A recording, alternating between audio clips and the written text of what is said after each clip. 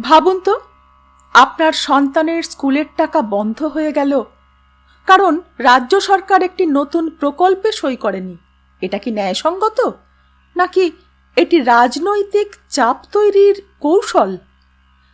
আজ আমরা বুঝব পিএম শ্রী অর্থাৎ প্রধানমন্ত্রী স্কুল ফর রাইজিং ইন্ডিয়া, সংক্ষেপে পিএম শ্রী না নিলে ফান্ড বন্ধ করা কি সত্যিই যুক্তিযুক্ত?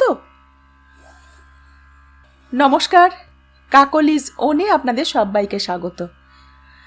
আজ এমন একটি বিষয় নিয়ে আলোচনা করব বা বুঝতে চেষ্টা করব যে আমাদের শিক্ষা ব্যবস্থা ঠিক কতটা অন্ধকারে তলিয়ে যেতে চলেছে।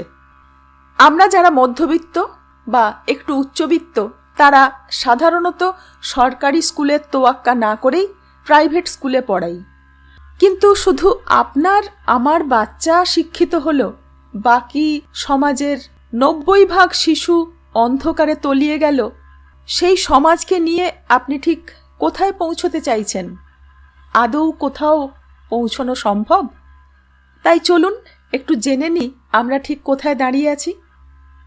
যেটা নিয়ে শুরু করলাম, পিএম শ্রী, PMSHRI অর্থাৎ প্রধানমন্ত্রী school for rising India.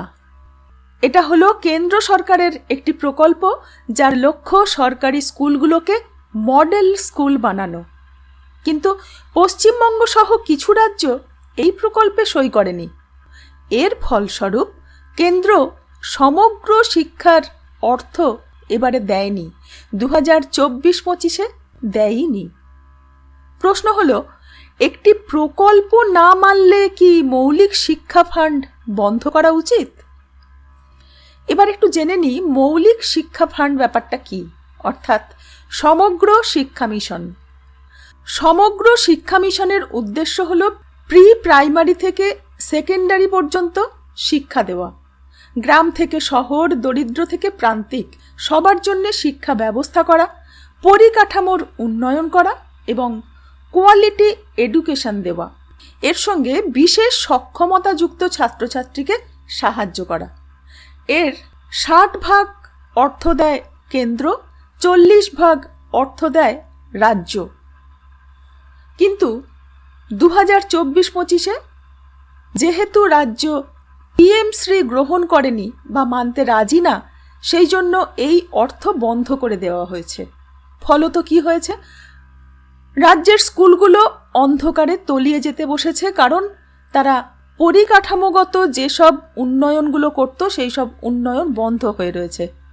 PM Shri অর্থাৎ কেন্দ্রের দৃষ্টিভঙ্গি অনুযায়ী দেশ জুড়ে একই মানের শিক্ষা নিশ্চিত করতে হবে। টাকা দিলে তার ফলাফল মেজারেবল হওয়া দরকার। পিএম শ্রী হচ্ছে ন্যাশনাল এডুকেশন পলিসি বা জাতীয় শিক্ষানীতির বাস্তবায়নের প্রধান হাতিয়ার। তাই রাজ্য যদি এই কাঠামো না মানে, তাহলে কেন্দ্র অর্থ দেবে না। প্রশাসনিকভাবে এই যুক্তি আংশিকভাবে যৌক্তিক, কিন্তু রাজ্য ও নাগরিকদের যুক্তি? এখানে বড় প্রশ্ন আছে। শিক্ষা সংবিধানে কনকারেন্ট সাবজেক্ট, রাজ্যের অধিকার আছে নিজের নীতি চালানোর। সমগ্র শিক্ষা হলো বেসিক এডুকেশনাল ফান্ড, এটা পিএমশ্রী নয়।